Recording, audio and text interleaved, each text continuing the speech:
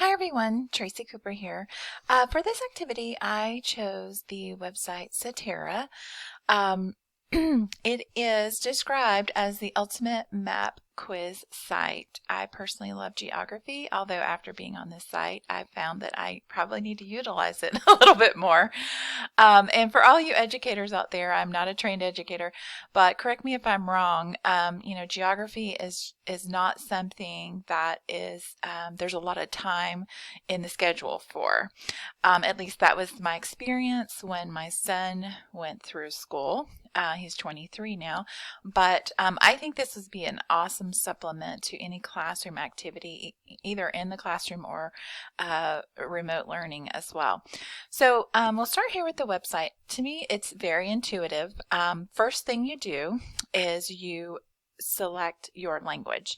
They offer a very impressive 39 different languages for this to be viewed in, which I think is incredible. So we're going to start with English, although the default is English as well.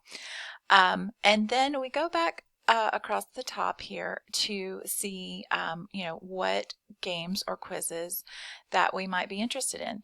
And as you can see, they options are the U.S., North America, South America, Europe, Africa, Asia, Oceania, world, and then printables, which we'll talk a little bit about later. So I'm just going to start with the U.S. And as we go down, you can see all of the different games that they offer, which to me is just an incredible selection. Again, I'm new to this, so you educators out there can inform me if there are already things that exist, but this was new for me, and I found this to be just a huge array of options. But you can scroll down, you can see the map games, and how they are, you can separate them by 50 states, states in the South, territories, landmarks, national parks. I mean, the list just goes on and on. There are multiple choice games. There are flag games, and counties. You can break it down by counties. And then here we talk about printables, but again, I'm going to wait until we see that a little bit later. So we're just going to jump in to a game that I played earlier. And this is for the younger version. So this is going to be the cartoon version of the 50 states. So here you can see that the timer is already started. It's asking me to click on Maryland. I'm not going to get this right. And it's going to prompt me. It's going to tell me. And then when I finally, I think after 3 tries, it's going to guide me to the correct answer. And then it goes to the next one, South Dakota. Okay.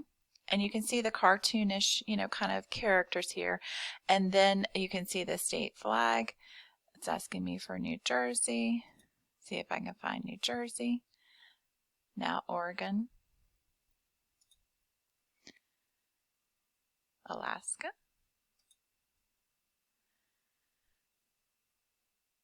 Now, I'm going to intentionally or unintentionally get some of this wrong.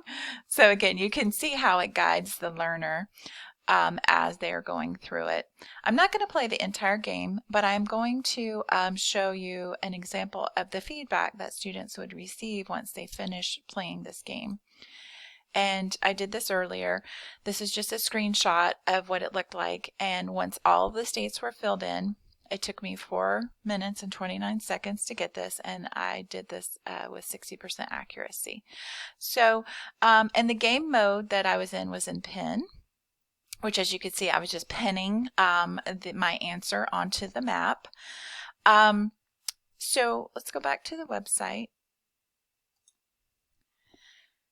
And let's click on another game.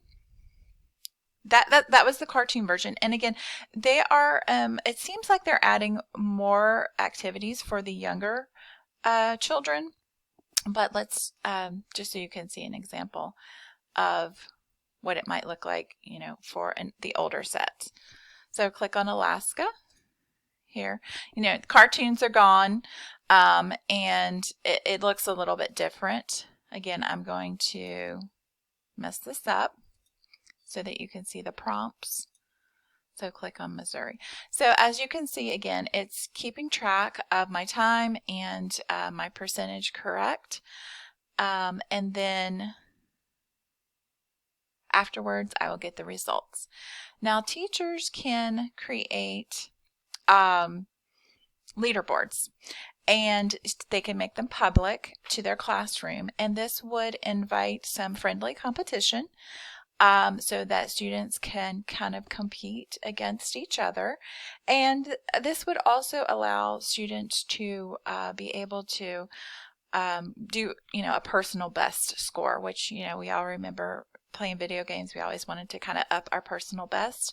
So I feel like this would be, you know, challenge students, engage them, and they would find this very interactive. But again, we could go to any part of the globe and we could learn about any country, any landscape. Again, this website is so robust, I feel, and thorough in its knowledge that it quizzes students on. I was just so impressed. But I wanted to talk about the printables, because all of these tabs will take you to all of the different games and quizzes that they offer. But the printables here are, classroom, something that you can use in the classroom, learning aids, and they're all free. And for example, let's go to North America printable. Okay, so if I wanted to print this out, this could be posted in my classroom. This could be blank.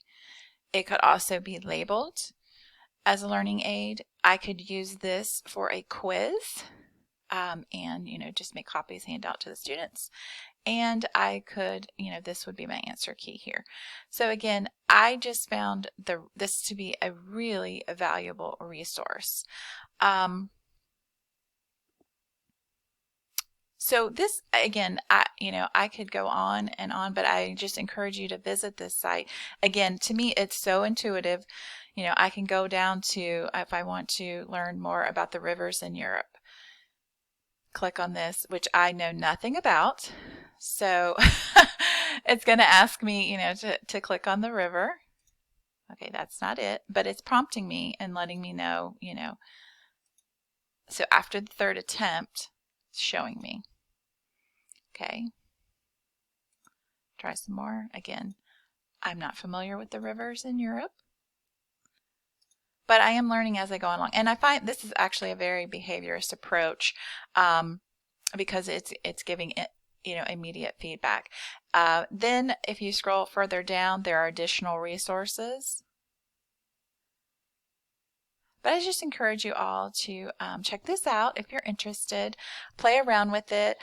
Some of the things that I find, the key features of this site are that, again, I mentioned it's very intuitive. It's accessible to learners of many languages. It's free. It is browser-based. It can also be used as a mobile app. It's appropriate for classroom use. It can also be used for remote learning. The only barrier that I see is that with the free version, you do see ads. So I'll go back to my results here after I played the cartoon game, and you can see down along this side here that there are ads. So that could be a distraction for students, or it could also be a problem, if they click on the ads. But that's really the main barriers that I found for this site. And also, again, they're working on more maps and games geared towards the younger set. So thank you for watching. This again is just a brief overview of Seterra, and I hope you find it useful, and I look forward to listening to all of your presentations.